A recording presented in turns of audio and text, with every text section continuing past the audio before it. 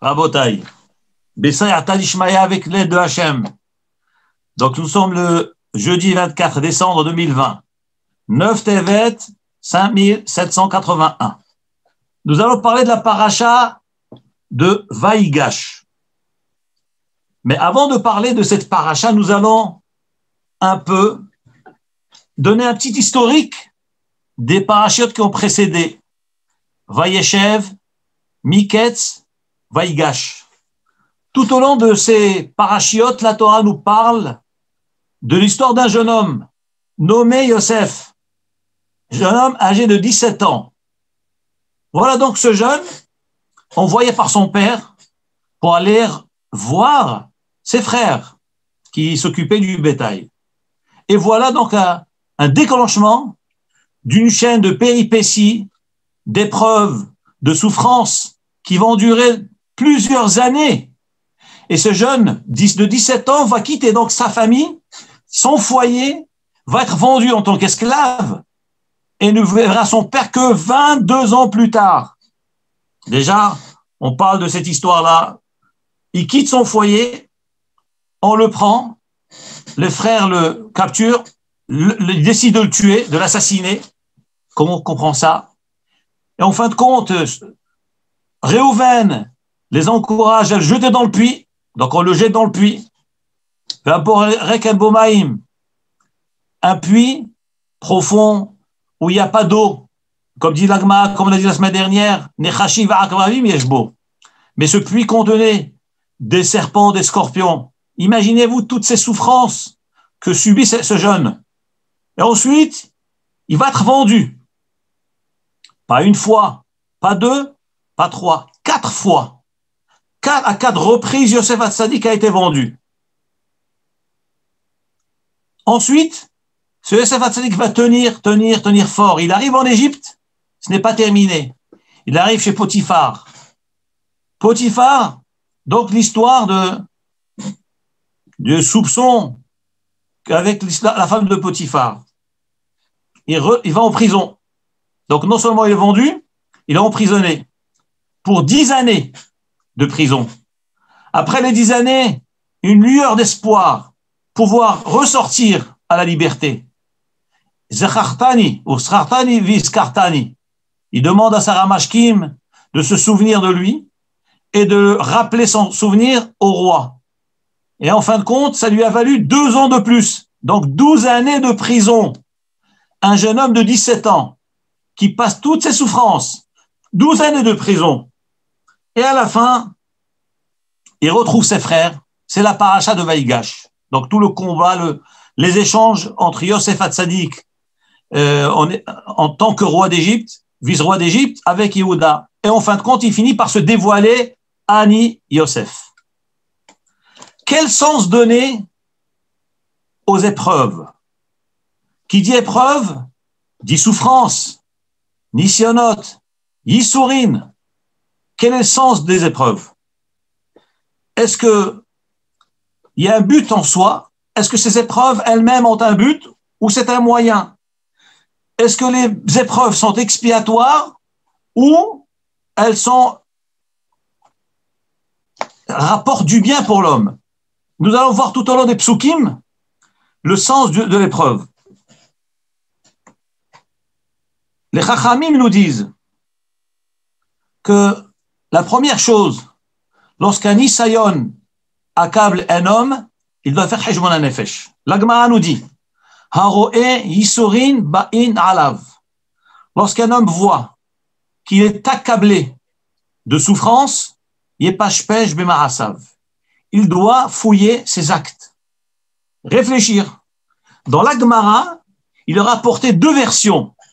Yepashpesh B'ma'asav, qui signifie il doit fouiller ses actes, ou bien Yeshomrim Yemashmesh B'ma'asav, il doit tâtonner ses actes. Le Msilat Yesharim rapporte ces 2 versions et il explique. Il dit quelle est la différence selon Yemashmesh B'ma'asav, fouiller ses actes, ou bien tâter les actes. Il dit Yemashmesh et Pashpesh, c'est-à-dire c'est Sourmera, fouiller ce qui est pas bien dans notre conduite. Donc, lorsqu'un homme voit qu'il est accablé de souffrances, de difficultés, d'épreuves, c'est que il est interpellé du ciel. Hachem s'adresse à lui. Il doit prendre conscience et faire cheshbon hanefesh. Qu'est-ce qu'il doit chercher? Voir est-ce que sa conduite est conforme avec la Torah et les mitzvot. Et après vérification, donc il va nettoyer ce qui n'est pas bon, il va écarter, il va faire du bien, être mekayem les mitzvot et s'abstenir de faire des averot. Ça c'est le terme yepashpesh b'ma'asav.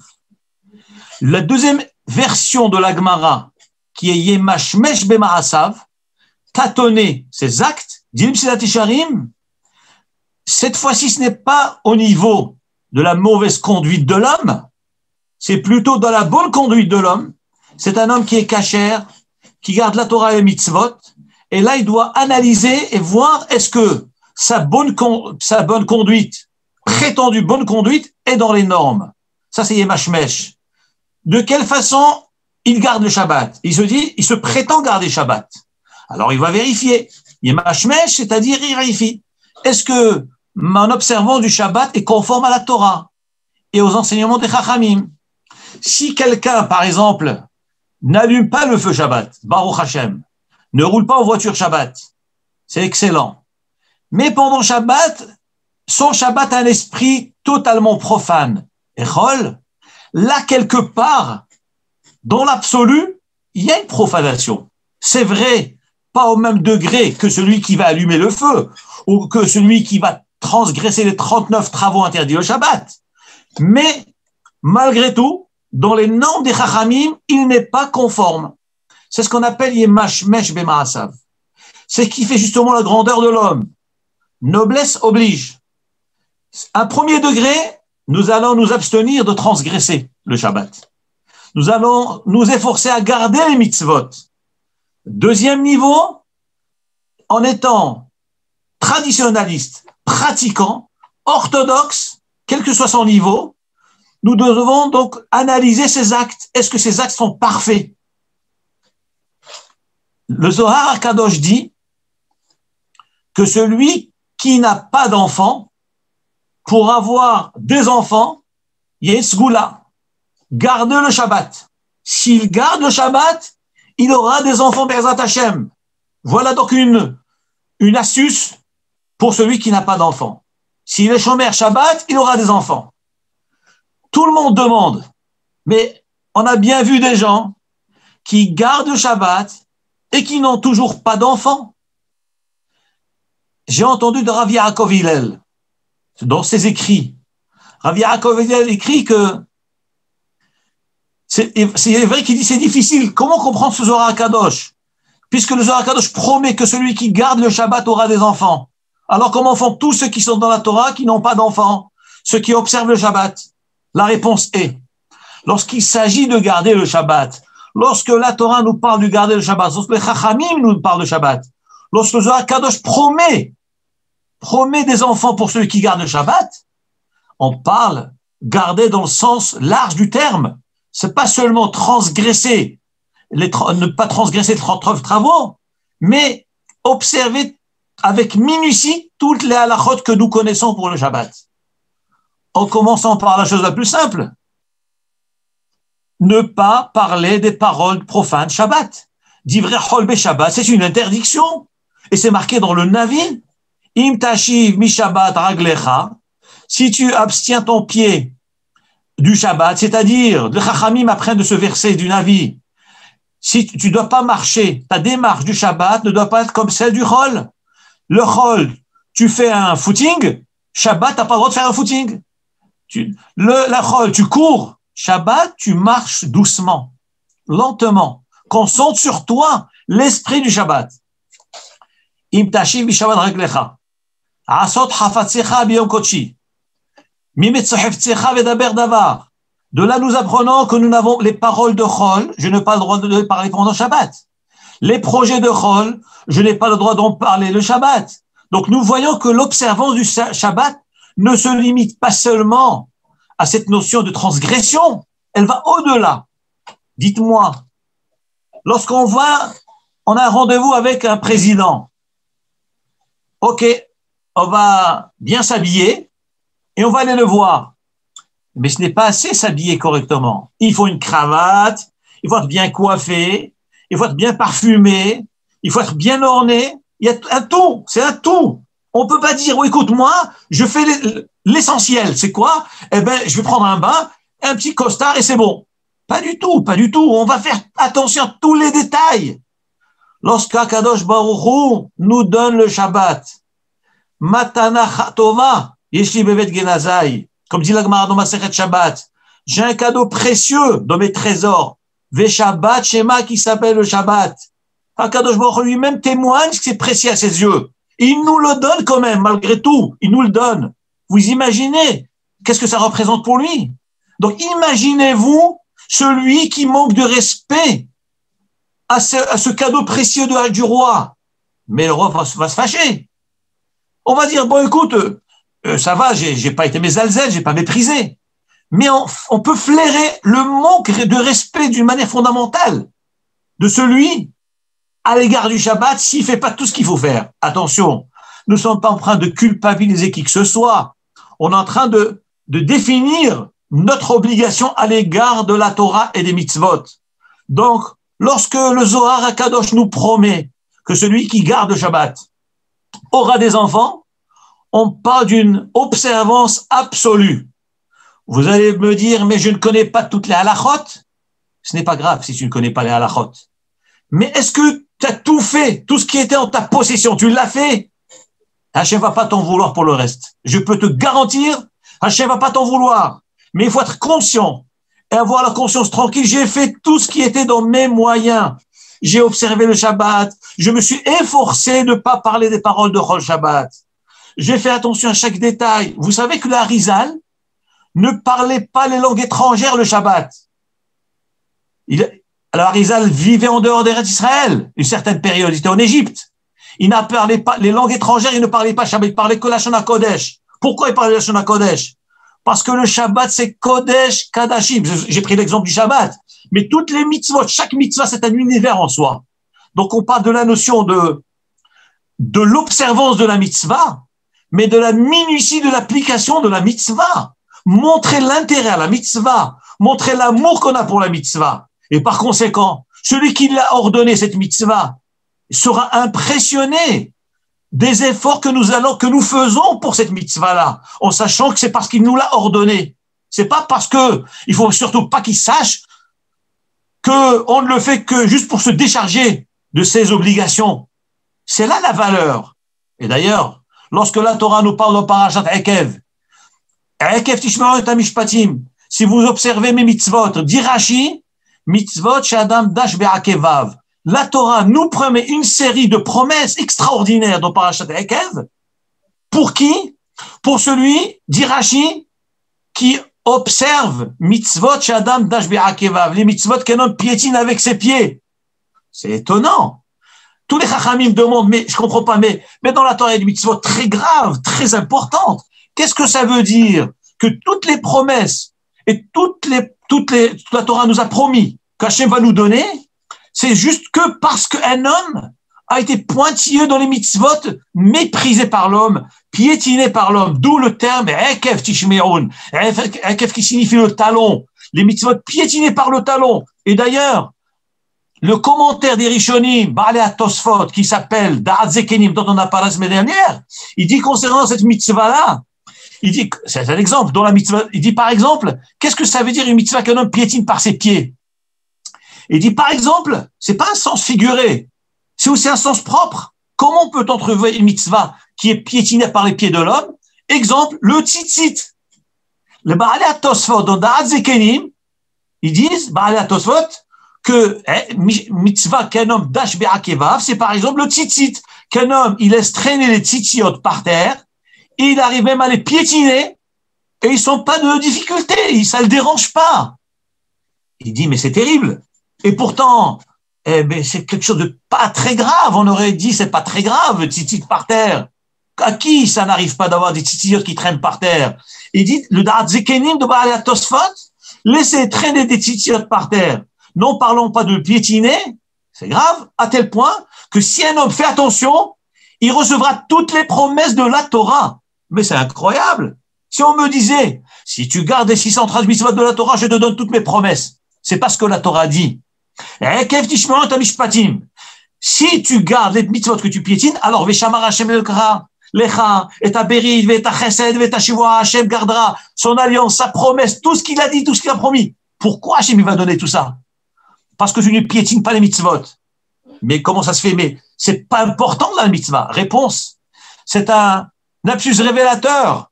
Lorsqu'un homme piétine une mitzvah, c'est qu'au fond de lui-même, elle lui dit rien, cette mitzvah. Et s'il l'a fait, ce n'est pas une preuve que c'est par amour qu'il l'a fait. C'est pour se décharger de ses obligations.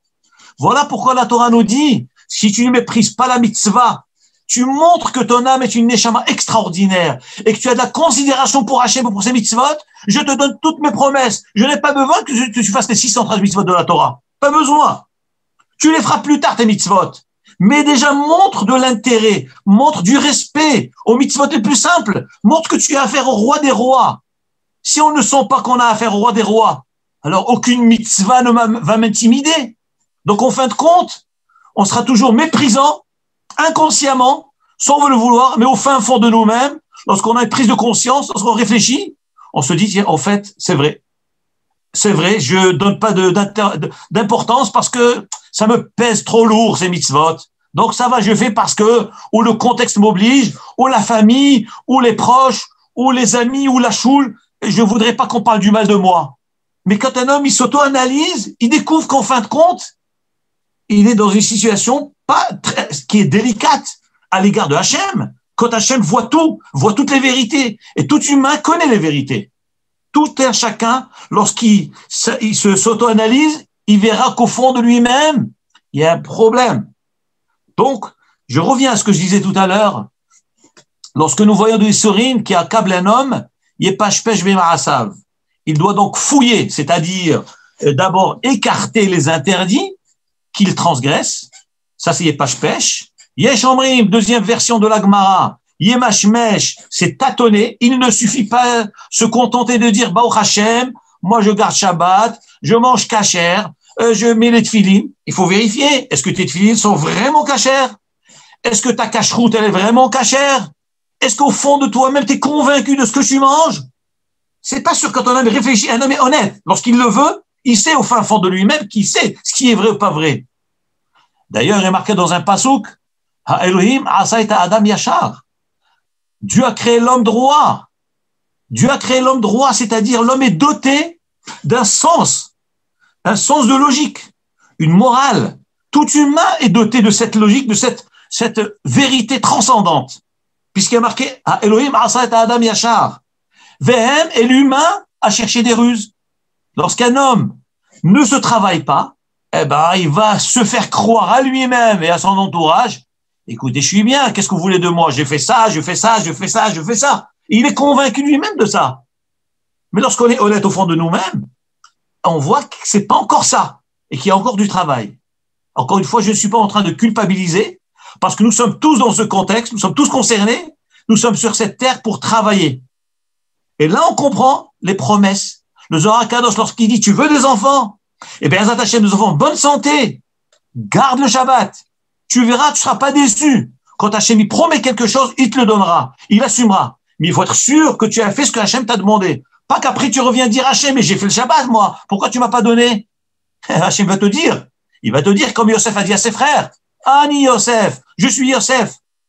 Avant qu'il se dévoile, on ne comprenait pas. On avait 1000 questions. Mais quand Yosef s'est dévoilé, tout était clair. Les frères étaient perturbés, bouleversés. Ils ne pouvaient plus parler tellement que la vérité est transcendante parce que ça a répondu à tous leurs problèmes. Tous les problèmes étaient réglés. Pourquoi? Parce qu'on sait, Anne Yosef, là, tu es face à Yosef. Qu'est-ce que tu vas me raconter? Tu as fait ça et ça. Vous m'avez vendu, etc. Et il faut savoir que lorsqu'on parle de Yosef a tzadik, qui c'est le tzadik? Tzadik Adonai bechol derachav, v'hasid bechol ma'asav. Le tzadik, ce n'est rien d'autre que Kadosh Baruch Hu, c'est le tzadik. Et dans la vie, on a plein de questions dans la vie. Un tas de questions. et ça, pourquoi c'est comme ça, et pourquoi c'est comme ça, et la parnassa, ça va pas, ça va pas, ça va pas. On a 1000 questions, mais on n'ose pas dire contre qui on pose ces questions. On n'ose pas dire. On a peur. Mais au fond de nous-mêmes, si on est honnête, contre qui tu poses ces questions? On sait très bien contre qui. Mais lorsqu'Hachem va dire, Ani Yosef, lorsque Mashiach va venir, on verra les vérités. On ne pourra plus parler devant Hachem. Qu'est-ce que tu vas dire à Hachem? Tu ne m'as pas donné. Hachem va te dire. Mais est-ce que vraiment tu étais honnête avec toi-même? Tu as fait ça et ça et ça, mais regarde, les gens ne connaissent pas. Et ça, tu ne faisais pas. Donc, tu peux avoir un ta'ana sur Hachem. C'est pour ça que, attention, soyons prudents, on ne parle pas. Prie Hachem, qu'Hachem nous aide et nous éclaire. Ça y est, mashmesh, pashpesh, b'ma'asav. Donc, on a expliqué les deux notions. Donc, pashpesh, b'ma'asav, lorsqu'on voit que l'homme est accablé de difficultés et d'épreuves, il doit donc fouiller, c'est-à-dire déjà écarter l'interdit, écarter les transgressions. Ensuite, yemashmesh, deuxième phase, c'est tâtonner les bons actes, la bonne conduite qu'il a, est-ce qu'elle est dans les normes? Ça, c'est les deux notions. Le Nefesh HaChaim, Rav Chaim de Volojine, qui est l'élève du Gaon de Vilna, écrit dans son livre Nefesh HaChaim que si un homme est capable d'analyser et de réfléchir, il pourra effectivement trouver à travers les difficultés qui l'accablent, qu'est-ce qu'on lui reproche exactement. Par ailleurs, Rabbi Chaim Vital, l'élève du Harizal, écrit dans son livre Sha'arei Kedusha que le corps humain est composé de Ramah Evarim et Shassah Gidim. 3 Ramah Evarim, 248 membres et 365 Gidim, tendons. Et l'Agmara dit, dans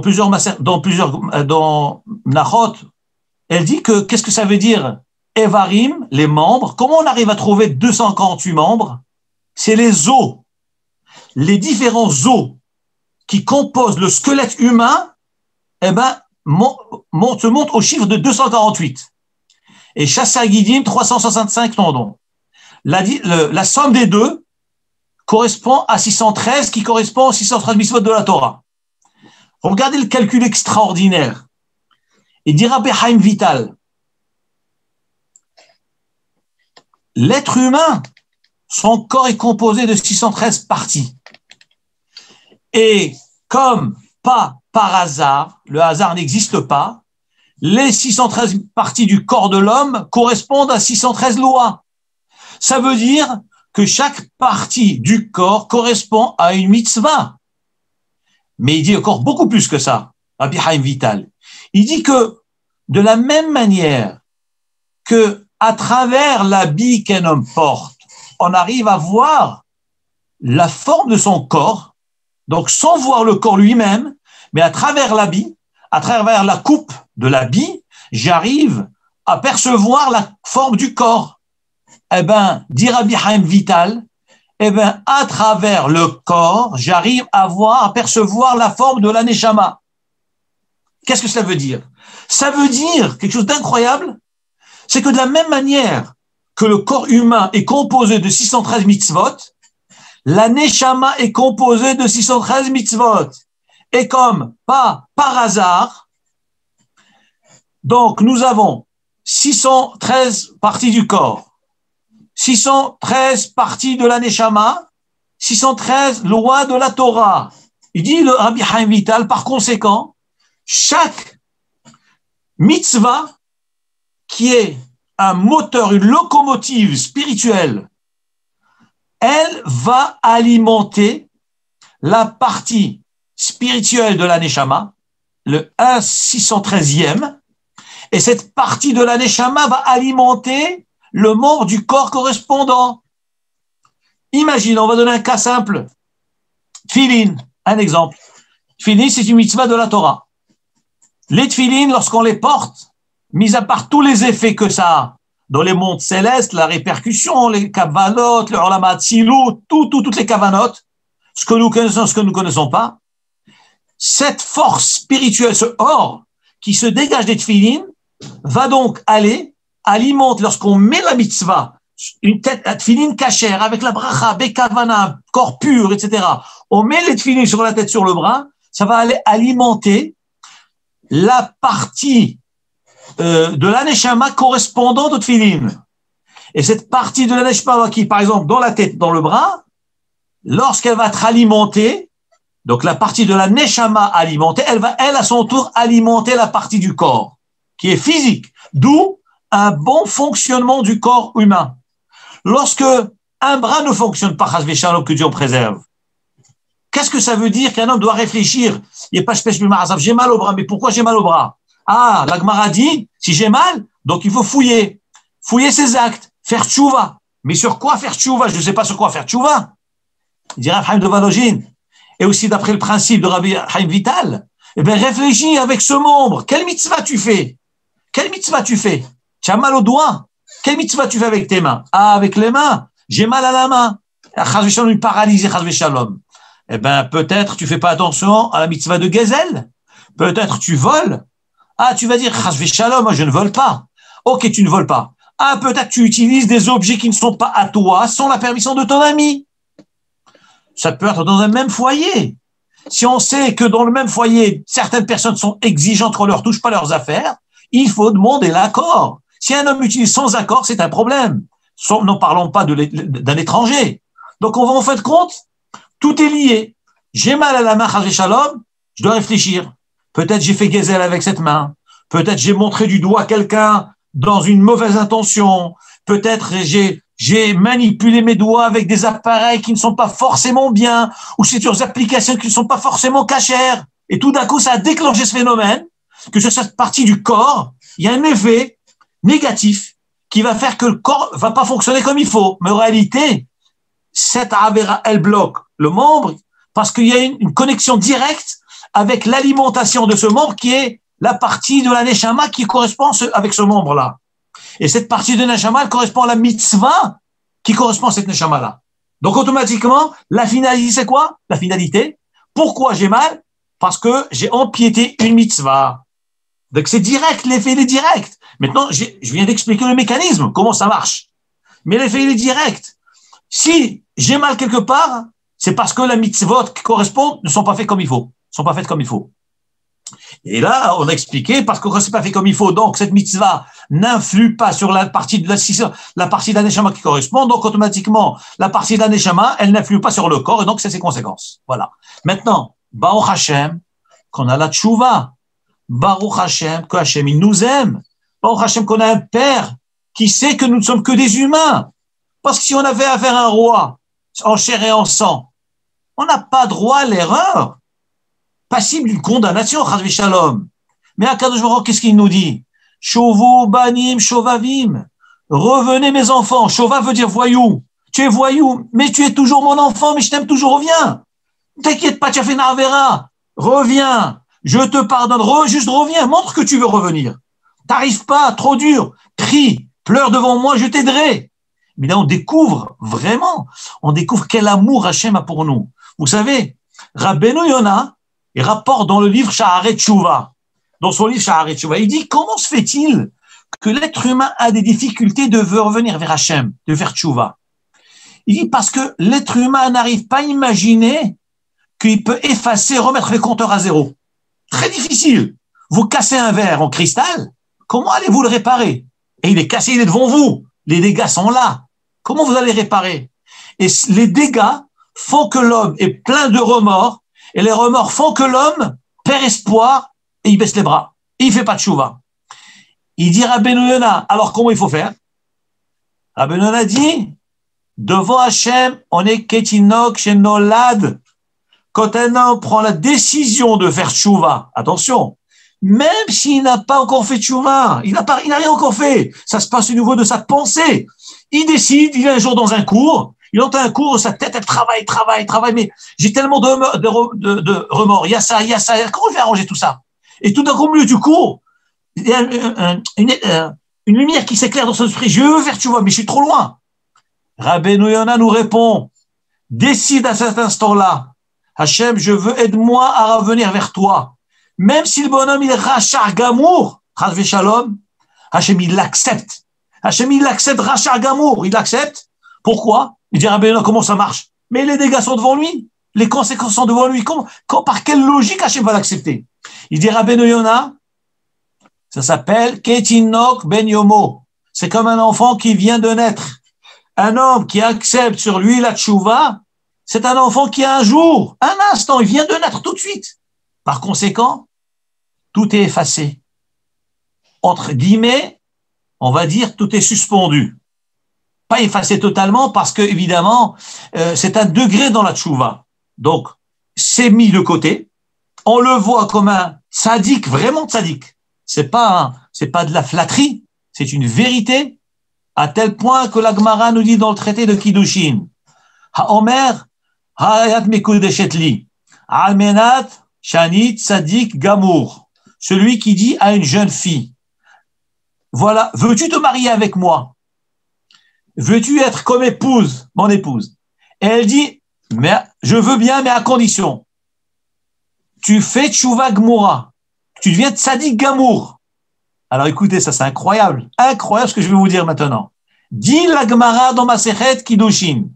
C'est ce jeune-là qui demande à cette jeune fille, il la demande en mariage. Il lui donne une bague. Il lui dit, voilà, tiens cette bague-là de Kiddushin, Shavé Prota, Hareat Mekudeshedli. Tu es comme femme pour moi.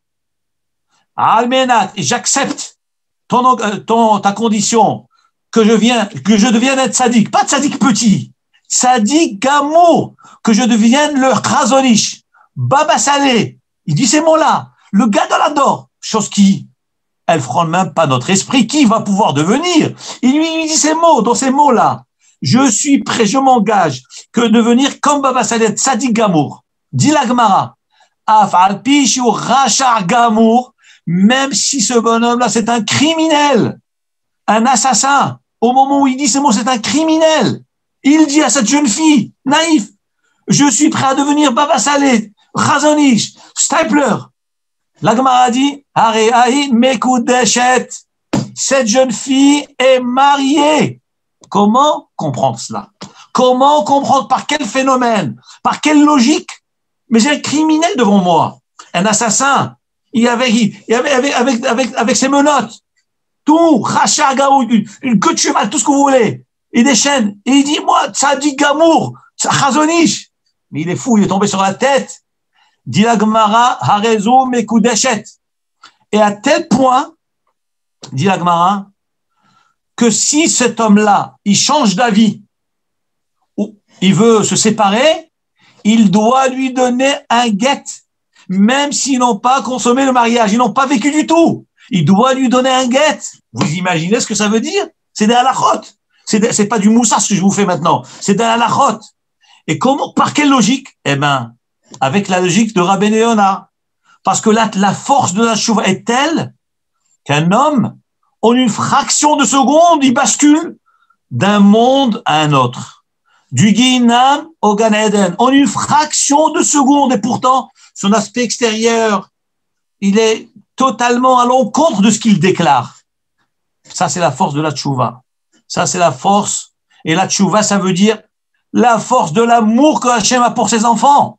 Voilà ce que ça veut dire. C'est quoi tchouva? Pourquoi Hachem va accepter? Parce qu'Hachem, il aime ses enfants. Vous avez déjà vu quelqu'un qui aime pas ses enfants? Même si l'enfant, c'est le plus voyou des voyous. Il fait toutes les bêtises du monde.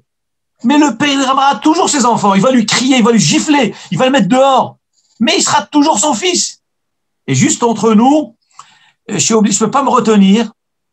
Quand vous faites la tfila, lorsqu'on arrive, chaque fois qu'on dit la bracha, Baruch ata Hashem, Elokeinu, Eloka avotenu, etc. Donc on dit Baruch ata, béni tu es, Hashem. C'est quoi ata? Toi. Les Chachamim demandent, mais comment se fait-il qu'on s'adresse au roi des rois à la deuxième personne? Il faut dire Sa Majesté. Comme là, nous avons vu la scène la semaine dernière, avec l'accord israélo-marocain.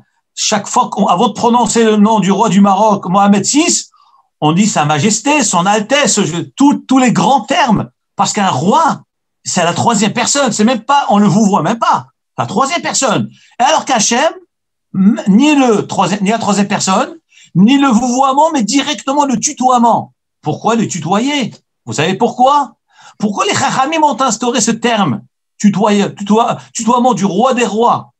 Parce que, il y a marqué, on dit dans la tefila, Avinu Malkeinu Avinu Ata, tu es notre père. Le roi, c'est vrai que c'est un roi. Donc, le prince, comment il parle à son père? Est-ce qu'il lui dit sa majesté? Mais non, il l'appelle papa comme n'importe quel enfant appellerait son père. Eh bien, la tefila, c'est exactement comme ça. Lorsque je parle à Hachem, je lui parle en tant que fils. Hachem, mais tu es mon papa. Je suis un voyou, d'accord, mais tu peux pas m'abandonner, je suis ton fils. Tu es obligé de m'aimer comme je suis.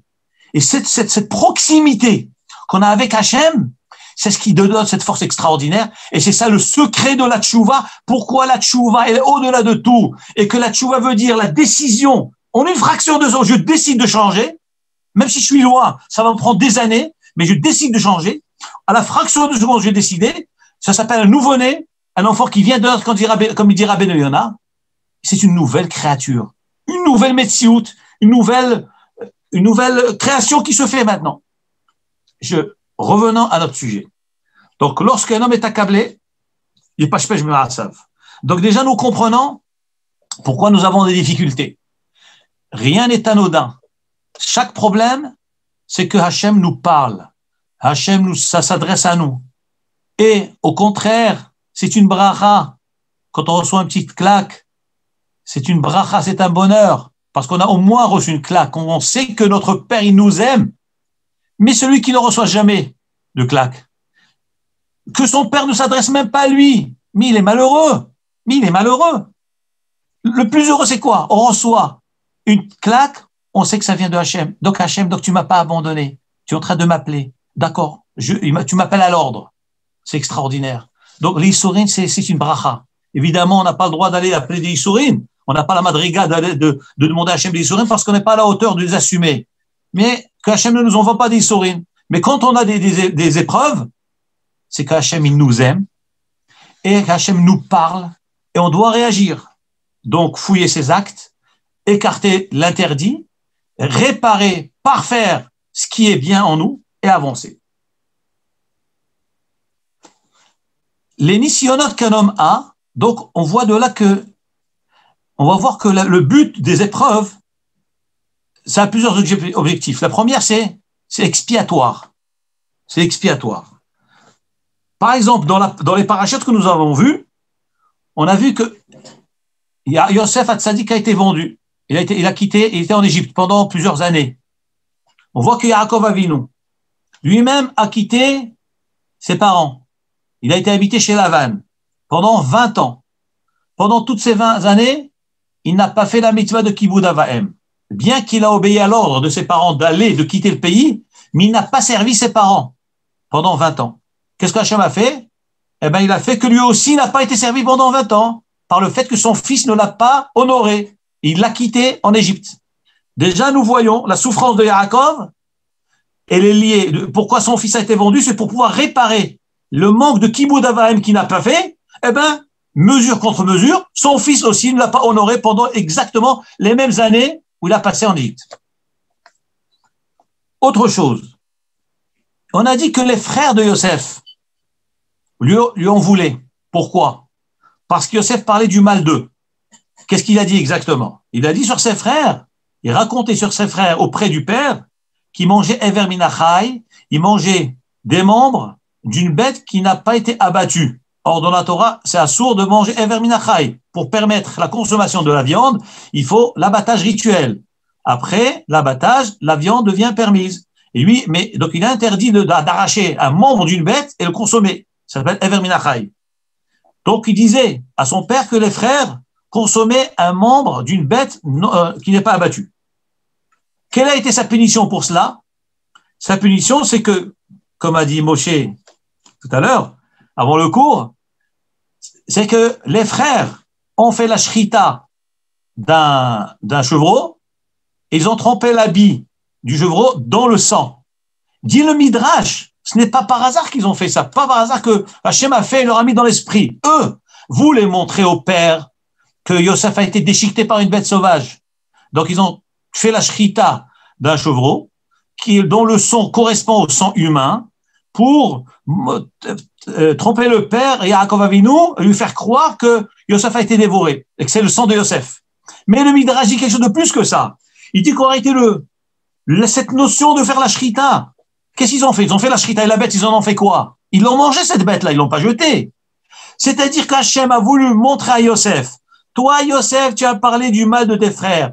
Tu as dit que tes frères mangent Ever Minachai. Eh ben voilà, tu vois bien maintenant, ils ont voulu, donc, ils avaient besoin de sang pour tremper ta tunique, ils ont fait correctement la shrita, ils ont mangé une bête cachère, pas Ever Minachai. Donc ça vient contredire ce que tu as dit sur eux. Mida, Keneged Mida.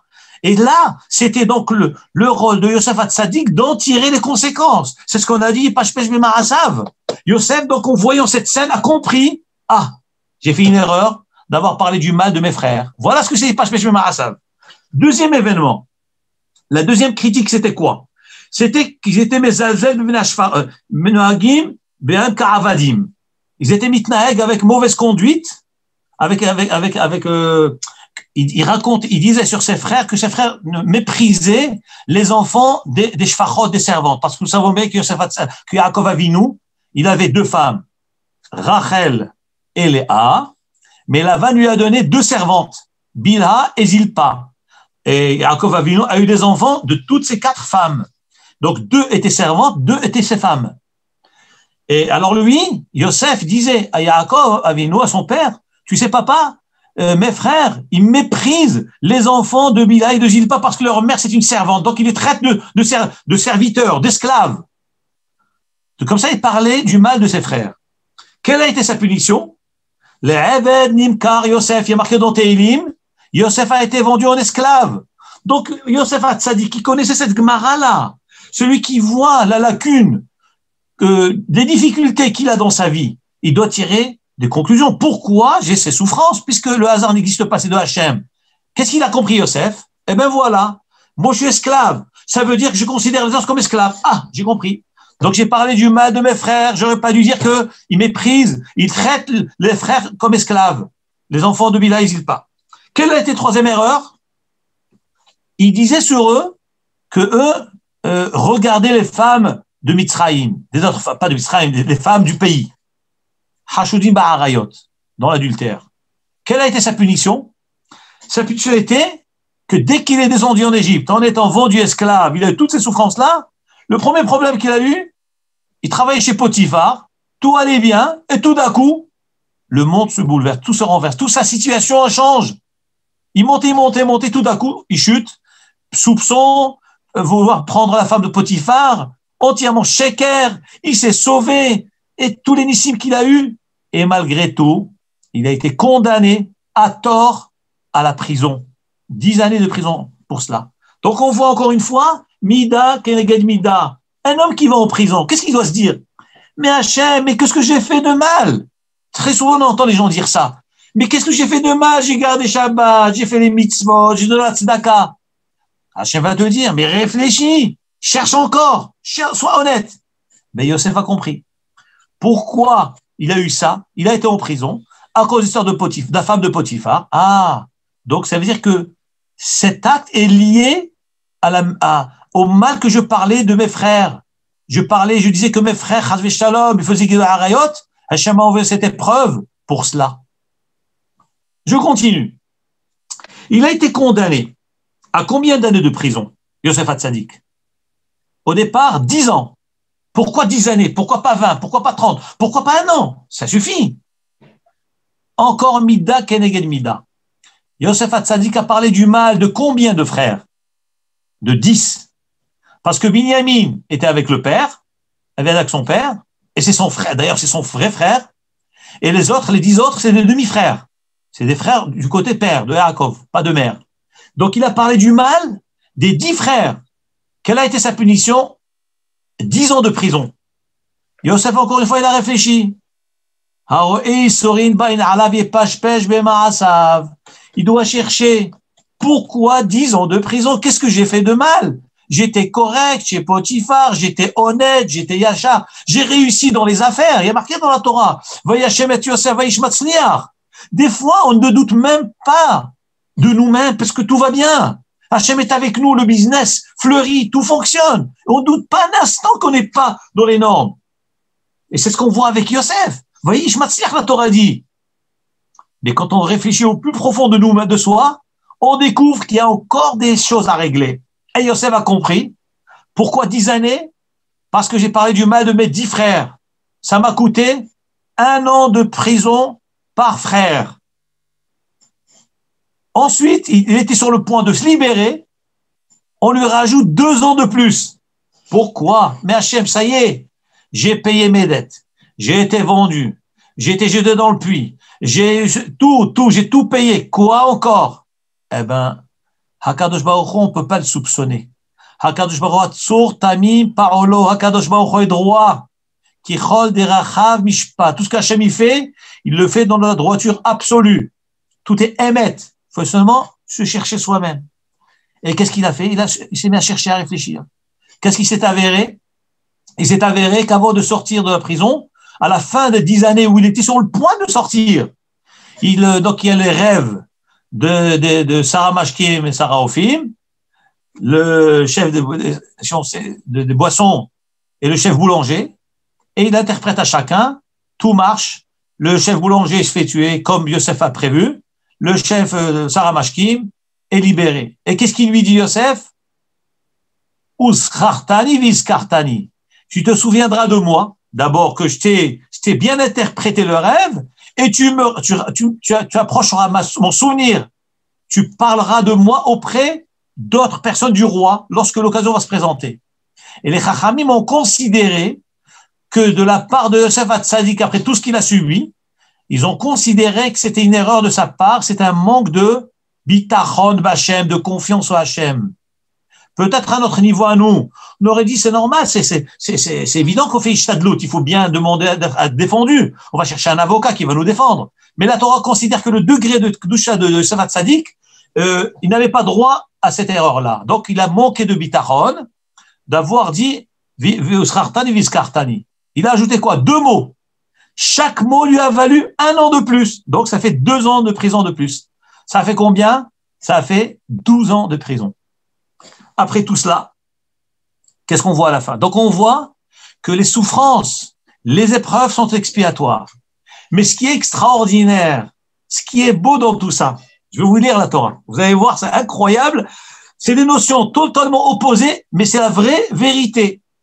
L'épreuve, c'est une souffrance. C'est une difficulté.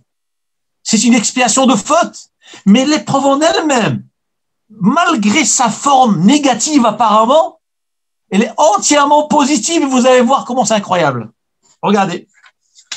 Dans la parasha de Vaïgash, à la fin, après toute l'histoire, Yosef, il se dévoile à ses frères. Il leur dit, Vayomer Yosef Elechav. Yosef dit à ses frères, Geshuna Elai, approchez-vous de moi. Vaïgashu, se sont approchés de lui. Le Midrash dit pourquoi il leur a dit de s'approcher. Eh bien, il leur a dit, je suis votre frère, mais ils ne l'ont pas cru. Le Midrash dit qu'il a voulu leur montrer qu'il était circoncis. Et parce qu'en Égypte, les Mitzrayim ne se circoncident pas.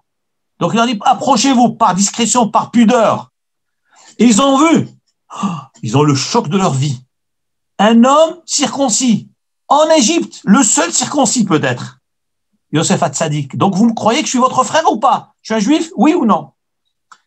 Vayomer, il leur dit, Ani Yosef Ahichem. Je suis Yosef, votre frère. Déjà, il dit, je suis Yosef. Vous imaginez? Vous avez devant vous 10 personnes qui vous ont vendu, qui ont voulu vous assassiner. Ils vous ont jeté dans le puits. Ils vous ont vendu toutes les ventes, tous les tsarotes, devant 10 personnes qui ont fait souffrir votre père. 20 ans de Avelout, Yaakov Avinu dans le deuil, il n'a pas voulu, il ne pouvait pas se consoler. Et malgré tout, Yosef, qu'est-ce qu'il leur dit? Je suis Yosef, je suis votre frère. Je resterai toujours votre frère. Mais oui, quelle force il faut pour dire ces mots-là? Mais quelle force! Nous avons vu des fois dans des familles, lorsqu'il y a un proche qui s'en va, un père qui s'en va, il y a un problème d'héritage, mais les frères ne se connaissent plus. Les familles se déchirent pour de l'argent, pour des bêtises. pour des ch'touillottes. Là, a marqué tout ce qu'ils lui ont fait. Il leur a dit, Ani Yosef Achichem. Je suis Yosef, votre frère, je resterai toujours votre frère. Et il leur dit, et maintenant, ça c'est la cerise sur le gâteau. On parle d'épreuves, de souffrances, d'emprisonnement. Regardez ce qu'il leur dit. Ate'atsevou. Ne soyez pas tristes. Ne vous énervez pas.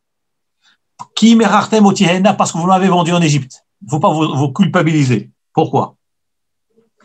Qu'il est mihya shel ha'ani alechem. Elohim lifnechem. Car Kadosh Baruch Hu m'a envoyé pour vous préparer la survie, votre survie. Tout ce que j'ai eu jusqu'à là, c'était Mina Shamayim. Vous savez ce que ça veut dire? Un bonhomme qui vous a frappé, il a failli vous assassiner. Vous venez chez lui, vous l'enlacez, vous l'embrassez, et vous lui dites, Chazak ou Baruch, t'as bien fait. Mais c'était pour toi, tu m'as bien fait, oh là là, c'est Mina Shamayim. C'est pour amener, pour pouvoir vous préparer le terrain. Baruch Hashem, c'est un super bon projet, c'est un bon plan. Comment peut-on dire, c'est moi, ces agresseurs? Comment c'est possible? Ça, c'est l'ashkafa de la Torah. Ça, c'est l'image de la Torah. C'est comme ça que la Torah veut qu'on conçoit les choses. Et regardez, il continue. Il s'arrête pas là à leur dire, c'est Mina Shamayim, Hashem a voulu pour vous préparer le terrain. Il continue. Il insiste pour les convaincre.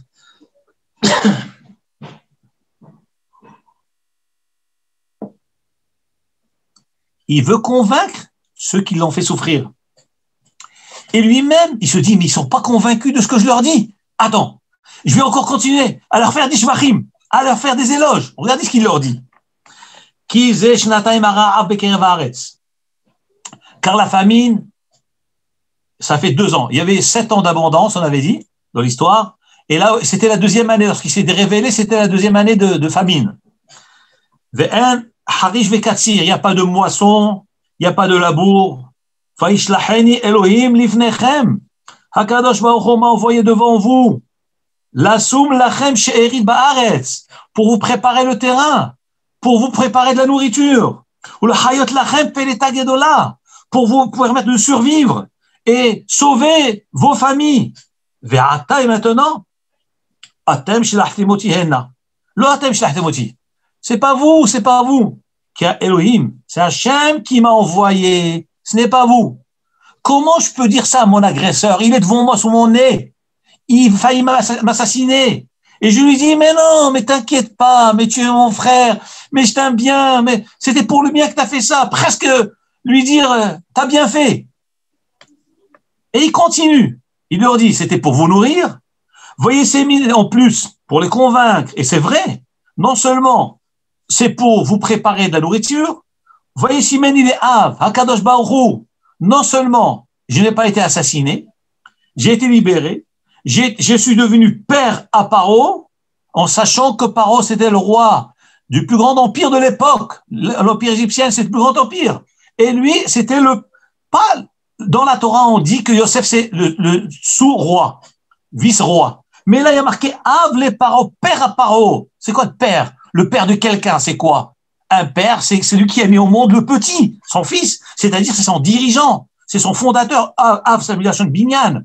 Ben, c'est bonnet. Le père, il construit son fils. Et là, Av les Paro, je suis le père de Paro, je suis le chef de Paro. Ul Adon lechol beto, le maître de son foyer, de son royaume, de sa famille, de tous ses serviteurs. Et grâce à qui tout ça? Et il continue, Moshel Bechol Eretz Israël, dominateur d'Otot Mitzrayim. C'est-à-dire que il est en train de leur dire, mais grâce à vous, je suis devenu chef de Paro, chef de sa maison, chef de l'Égypte. Grâce à vous, merci, venez, je vous embrasse. Mais vous imaginez ce que ça veut dire? Ça veut dire que nous avons une mauvaise conception de ce que c'est une épreuve. Et on se précipite à condamner l'intermédiaire. On se précipite à penser des choses contre l'origine de l'épreuve, alors que tout est pour notre bien. Voilà ce que nous dit la Torah. Juste conclure avant, si vous avez des questions après à poser, qu'est-ce que nous voyons de là? Tout ce qu'Hachem fait, c'est pour notre bien. La Gemara nous raconte dans Masechet Brachot, la fameuse histoire de Rabbi Akiva. Rabbi Akiva, dans Masechet Brachot, Daf Samech Amoud Bet. La Gemara dit qu'un jour Rabbi Akiva était en voyage. Il a pris avec lui pour le chemin un âne, un coq et une bougie. Il arrive dans une ville la nuit. Il a cherché à être hébergé, une auberge, il n'y a pas d'auberge. Il demande aux gens de l'héberger, ils n'ont pas voulu l'héberger. Il a dit, écoute, une ville où on n'auberge pas les gens, je préfère pas rester dans cette ville, ça fait peur. Il s'est écarté de la ville, il a été en dehors de la ville. Et pour passer la nuit, imaginez-vous Rabbi Akiva dans la nuit, dehors, en dehors de la ville. Et voilà que, début de nuit, le vent arrive, il souffle, ça éteint sa bougie. Un chat arrive, il mange son coq. Un lion arrive, dévore son âne. Les Chachamim disent pourquoi il avait besoin d'une bougie, d'un coq et d'un âne. Un âne pour monter dessus, pour mettre ses affaires dessus. Le coq pour le réveiller, pour étudier la Torah, Tikkun Chatzot, toute la Avodat Hashem. Et la bougie pour étudier. Et voilà que là, les éléments qu'il avait besoin nécessaires pour Avodat Hashem, il les perd. La bougie pour étudier, je ne peux plus étudier. L'âne pour me porter, comment je vais faire? Et le coq pour me réveiller à la tefila, je ne l'ai plus. Alors, il y avait lieu, Chalvé Shalom, de dire, mais attends, mais c'est des éléments de mitzvah, de Avodat Hashem. Non. Rabbi Akiva avait l'habitude de dire, Kolma de Avid Rahamana letav Avid. Tout ce que Hashem fait, c'est pour le bien. L'Agma raconte que dans la nuit, des brigands sont venus, ils ont attaqué la ville, ils ont massacré la ville. Il a échappé. Il a dit, merci Hashem. Tout ce que toi, Hashem, tu fais, c'est pour le bien. Tout est pour le bien. Voilà. Rabotai, je vais m'arrêter là. Si vous avez des questions, avec grand plaisir. Bessimcha Rabba. C'était magnifique. Merci beaucoup. Très gentil, Baruch. Très, très gentil. Et c'était tellement profond que ça m'a amené des questions. Ça t'a amené ou ça t'a enlevé les questions? J'en ai encore qui sont restés quand même. Vous m'avez répondu pas mal en tac au tac. Si tu as des questions, je suis prêt à écouter avec plaisir. J'ai quelques-unes. Vas-y, dis-moi ce que tu veux. Alors déjà, la plus simple, c'est comment ça se fait que les 20 ans que Yaakov Avinu, on a parlé de 20 ans et 20 ans à 20 ans que Yaakov il n'a pas vu son père parce qu'il était chez Laban. Ouais. Et donc après, Yosef, c'était pareil. C'était Mida Keneged Mida, mesure pour mesure. Ouais. Chacun, ils n'ont pas vu 20 ans. Mais est-ce que Yosef, c'était pas 22 ans? Ou c'était 20 ans? Dans les calculs, ça sort que 22. Parce que n'oublions pas que Yaakov Avinu aussi, il y avait le déplacement. Il a passé 20 ans pile là-bas dedans. Donc il y a tous les déplacements, etc. Ça va correspondre à 22-22. Ah ouais, d'accord. Ok. Et mes deux autres questions. La première, c'est faire un lien en fait avec ce qu'on a parlé de Rabbeinu Yona. Ce qu'on a dit sur la tchouva, et aussi on a parlé de Masechet Kiddushin. Alors il y a le pasouk Sheva Paul Tzadik Vekam. Alors dans les psukim bien sûr il n'y a pas de virgule, et j'ai entendu un très beau Dvar Torah sur ce pasouk, c'est que cette fois il tombe, et comme on a dit déjà, la tchouva, il n'y a pas besoin c'est comme ce qu'on a dit par rapport au mariage, il peut être le pire criminel au monde, mais déjà qui pense à faire tchouva une fraction de seconde, déjà il est déjà marié, il est considéré comme marié, il lui doit un guet. Et donc par rapport à ce pasouk, cette fois il tombe et Tzadik qui se relève.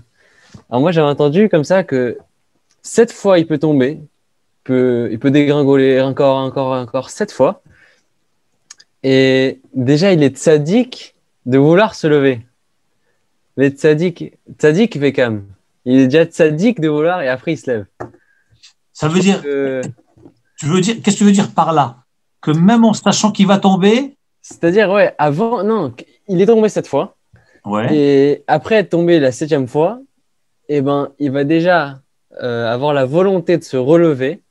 Après être tombé 7 fois, il est déjà Tzadik et après il se relève. Magnifique.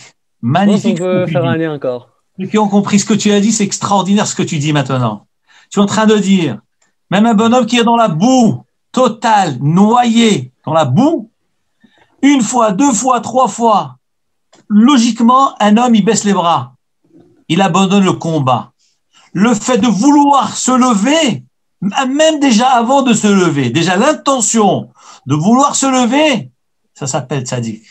Magnifique, Ouais. Baruch. Ah, Bli Aïna, là, tu m'as rajouté des chidushim. Magnifique. Sheva Ipol tzaddik. Véritable le fait de vouloir. C'est magnifique, extraordinaire. Ça veut dire qu'on a, même s'il n'est pas encore relevé, mais la volonté de vouloir se relever, ça s'appelle déjà tzaddik. Et ça marche bien avec notre Gemara. C'est que on juge l'homme par rapport à ses intentions, à sa détermination. Comme Yaakov Avinu, l'histoire de la paracha de la semaine dernière ou la semaine d'avant. La détermination, je suis faible, je suis fragile. Comment je vais combattre un ange? Non mais tu veux, eh ben tu pourras. Hachem te donnera la force au point de déstabiliser l'ange lui-même. Khazak, il y avait encore question. Merci beaucoup. Et la dernière, c'était, est-ce que, parce que on a ramené la Gemara, et je crois que vous vouliez dire que c'est la Gemara Brachot qui parle des Issourim. Ouais, tout à fait, Brachot. Et donc, il n'y a pas d'hasard, comme on dit. Et donc, Brachot, je l'ai étudié il y a quelques jours sur ça, les Issourim.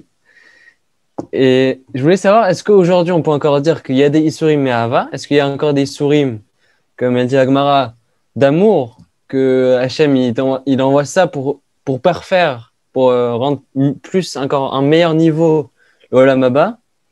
Ou est-ce que de nos jours, on ne peut plus dire qu'on a le niveau d'accepter des souffrances d'amour? Si on reprend les mots de la Gemara, Ouais.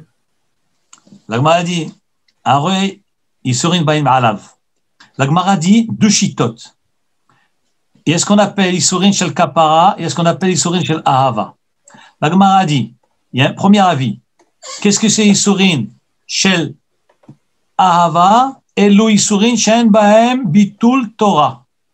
Deuxième avis dans la Gemara, Ezoem Isurim Shel Ahava, Isurim Shen Bahem Bitul Tfila. La Gemara dit, comment savoir que les souffrances que nous avons, c'est parce que Hachem il nous aime et ce n'est pas par expiation de faute?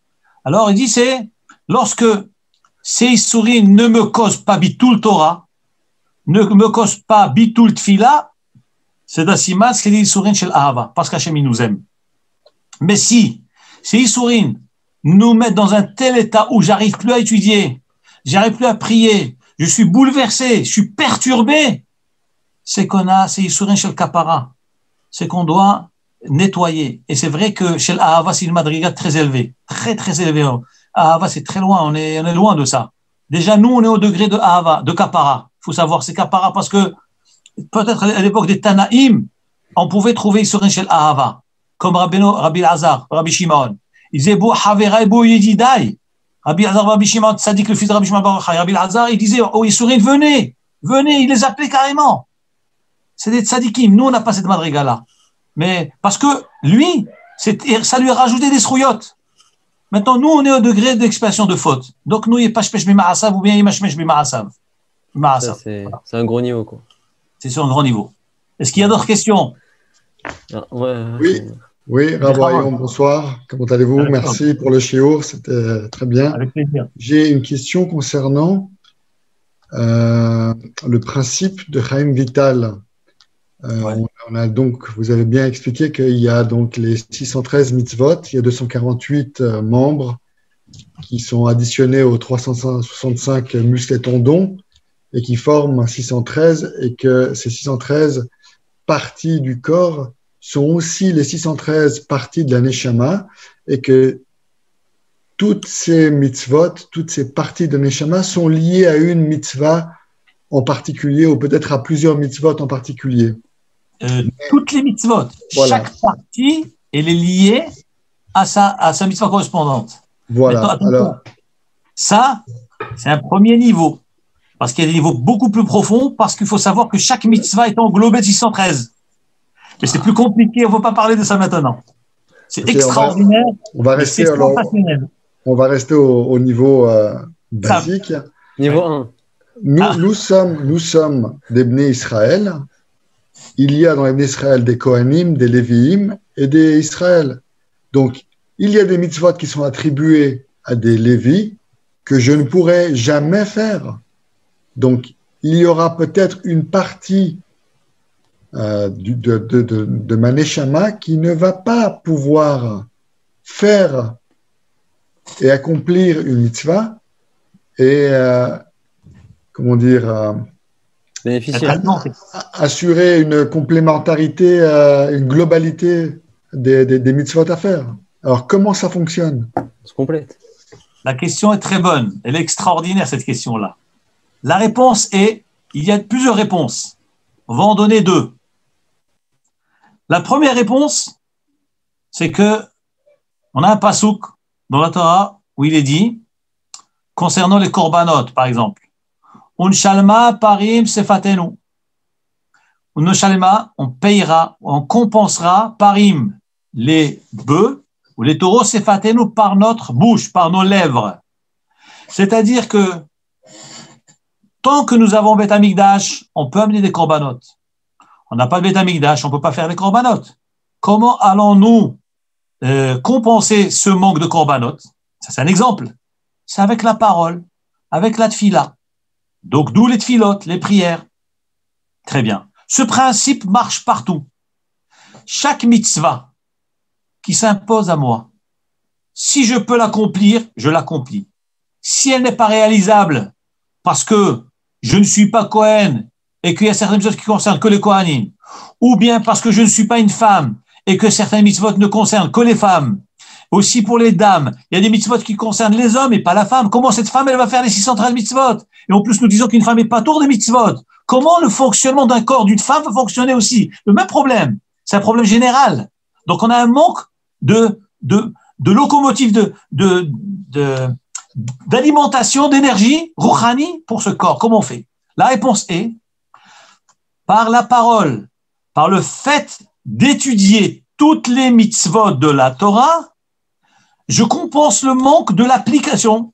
C'est-à-dire, je me positionne, encore une fois, dans le principe de l'intention de faire, de la volonté de vouloir faire, dans la kavana, comme dans l'histoire de la tchouva de Rabbeinu Yona.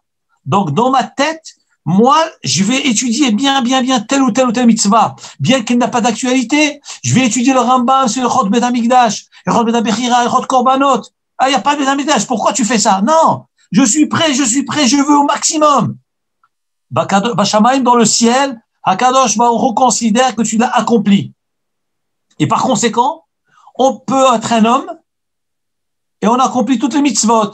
Même les mitzvot qui concernent les femmes, les mitzvot qui concernent les enfants, et tout. Et toutes les mitzvot. Il y a même des mitzvot qui concernent les hommes, par exemple, ne concernent que les divorcés, quelqu'un qui divorce. C'est une mitzvah de la Torah. Quand il y a besoin, il divorce. Mais pas tout le monde divorce. Alors comment un homme va faire cette mitzvah-là? Quoi, il n'a pas une obligation de divorcer? Chas v'shalom. Donc ça veut dire que le fait d'étudier la halachot concernant cette mitzvah-là, eh ben, dans le ciel, on considère qu'il l'a accompli. Où c'est marqué ça? C'est marqué dans un pasuk, la Gemara dans Brachot. La Gemara dit, Az nidberu yirei Hashem el re'ehu, et les bien-aimés d'Hachem, ils ont parlé ensemble. Vayakshev Hashem vaishma, Hashem a entendu, il a écouté.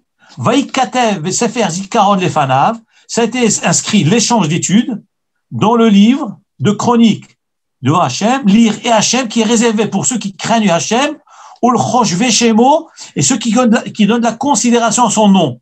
La Gemara demande, mais quelqu'un qui craint Hachem, c'est vrai qui donne de la considération à son nom. Pourquoi le passage qui se répète? Ceux qui craignent Hachem et ceux qui donnent de la considération à son nom. La Gemara répond au Brachot, Chosh Veshemo, c'est quoi? Ceux qui donnent de la considération à son nom, c'est ceux qui ont voulu accomplir une mitzvah et qui n'ont pas pu l'accomplir. Ils ont voulu l'accomplir, ils n'ont pas pu. Pourquoi? Parce que ils ne sont pas une femme.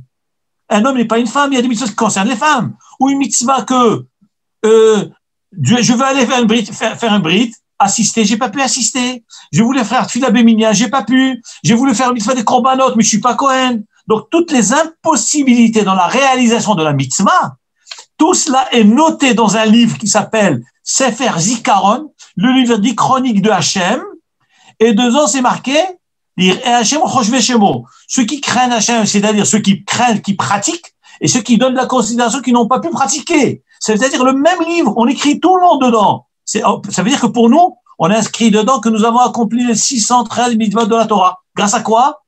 Grâce à la considération qui passe à travers l'étude des sujets. Première réponse. Deuxième réponse, Est-ce que vous êtes d'accord avec cette réponse déjà? Oui, ah, bien sûr. Très bien. Je l'apprends. Excellent. Vous êtes preneur. Deuxième réponse. Nous avons une halakha dans la Gemara. Israël arevim zelazé. Le peuple juif est associé les uns aux autres. Nous sommes un seul corps. Lorsque l'orteil fait mal, tout le corps souffre. Tout le corps subit la douleur. On peut plus marcher, même la tête pensante, la tête qui dirige le corps. Le corps, rien ne fonctionne. On peut plus marcher. On peut plus marcher. Pourquoi? Parce que le tout petit orteil en bas, il fait mal. Le corps humain, il est une seule entité. Am Israël, c'est une entité. Lorsqu'un juif fait une mitzvah, eh ben, on considère que l'autre aussi l'a faite. Attention, pas dire, puisque l'autre, le premier Réhouven l'a fait, donc c'est bon, moi je me dispense, je me retire. Pas du tout. Pas dans ce sens-là. C'est dans le sens où, lorsque moi je n'ai pas pu faire quelque chose et quelqu'un a pu faire, eh ben, on est tous ensemble. On est tous pour le bien, le pire. Donc on est tous unis. Am Israël est uni. On a besoin de tout le peuple juif. Et d'ailleurs, regardez, le hasard n'existe pas. C'est incroyable ce que je vais vous dire maintenant. Je vous ai parlé d'une notion qui échappe au calcul, aux mathématiques. Je vous ai parlé tout à l'heure des 613 mitzvot. Je vous ai dit, sachez que chaque mitzvah en elle, dit Rabbi Chaim Vital, elle englobe 613 mitzvot. Donc chacune, elle a 613 composants. C'est-à-dire qu'il n'existe pas d'unité, d'entité unité isolée. Ça n'existe pas. Chaque mitzvah qui est une unité, c'est aussi une entité de la totalité des mitzvot. Maintenant, je veux vous rajouter un calcul supplémentaire. Je vois que vous êtes bien connectés.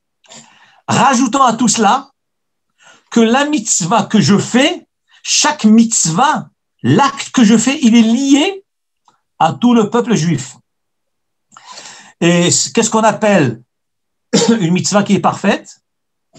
Quand je l'accomplis, je dois penser Hareni Mekayem, je m'apprête à Mekayem tel mitzvah avec les Beshem Kol Yisraël, d'abord pour l'unification de Hachem et de Kodesh Baruch Hu et de la Shrina, c'est le Khatan et la Kala, comme je vous ai toujours parlé, c'est toute le Avodah des mitzvot, c'est pour unir la Kodesh Baruch Hu et la Shrina qui est dans la Galoute. Comment on fait ça? Comment on fait cette union de ce couple qui est séparé, Kaviachol, de la Kodesh Baruch Hu et la Shrina qui est dans la Galoute? Regardez comment on fait cette union-là. Regardez les moyens. Beshem Kol Yisraël, au nom de tout le peuple juif, Im Kol Tariag Mitzvot Hakelulot Ba, ainsi que les 613 mitzvot englobés dans cette mitzvah que je vais faire maintenant. C'est-à-dire que chaque fois que je m'apprête à faire une mitzvah, je mobilise le peuple juif entier, je mobilise les 613 mitzvot de la Torah d'une manière totale, je vais prendre tout ce potentiel et je vais l'injecter dans ma petite mitzvah qui est une mitzvah gigantesque qui s'appelle tzitzit, tfilin, talit, bracha, mezouza. Mais c'est incroyable. Vous imaginez l'intensité de ce que c'est? Mais c'est extraordinaire. Donc, en fin de compte, je réponds aussi à votre question, la deuxième réponse, c'est que ça n'existe pas faire une partie et pas l'autre, parce que nous sommes tous unis, nous sommes faits pour être unis, et même dans l'expression de l'accomplissement de la mitzvah, je suis obligé d'unir toutes les mitzvahs dedans. Et j'unis aussi les bénis Israël dedans. Donc, tout, ça se comprend, tout est entier. Voilà. Merci beaucoup. Avec grand plaisir. Une autre question peut-être, mais bon. Pas de problème. On est en vacances. Lié à ce que vous avez dit, mais par rapport à la paracha, il y a un moment donné, Yosef, il crie, n'est-ce pas? Pas Isaac. Ouais. Il crie très fort. Et de mémoire, je crois que de la manière comment c'est écrit, quand Yosef crie très fort, il y a les mêmes termes qui sont utilisés dans la Megillah de Purim. Est-ce que c'est juste? Juste de mémoire. Vaïsrak. C'est pas exactement le. Je vais regarder le Passouk. C'était la semaine dernière? Non, même cette semaine. Cette semaine. Oui, cette semaine. Et ça résonne dans tout le pays, c'est-à-dire à ce moment-là, lorsqu'il crie, la force de son cri va dans l'étendue d'Égypte entière. Je vérifie. Alors, ma question, elle était peut-être, est-ce qu'il y a un lien entre Purim et... Ce qui est marqué là, c'est marqué Vaïten et Kolobifri. Il a crié en pleurant. Il a pleuré fort. Il a pleuré. Et pas, ce terme, il est marqué dans Esav, c'est marqué. Dans Esav, c'est marqué. Okay. Ouais, non, c'est pas le même terme. C'est pas le même terme. C'est pas le même terme. Kolo. Voilà. Ok. D'accord. Hazak Baruch. Merci beaucoup. Hazak Baruch. Je crois qu'on va arrêter là, c'est bon? Merci. Moi, j'ai plus de questions. Hazak Baruch, une grande atzlacha be'ezat Hashem. Shabbat shalom à tout le monde. Et merci pour votre patience, que be'ezat Hashem sera très bientôt à Geoula Kirova. Amen. Shabbat shalom. Amen. Merci. Merci. Shabbat shalom. Et Tzom Kal. Tzom Kal. Au revoir.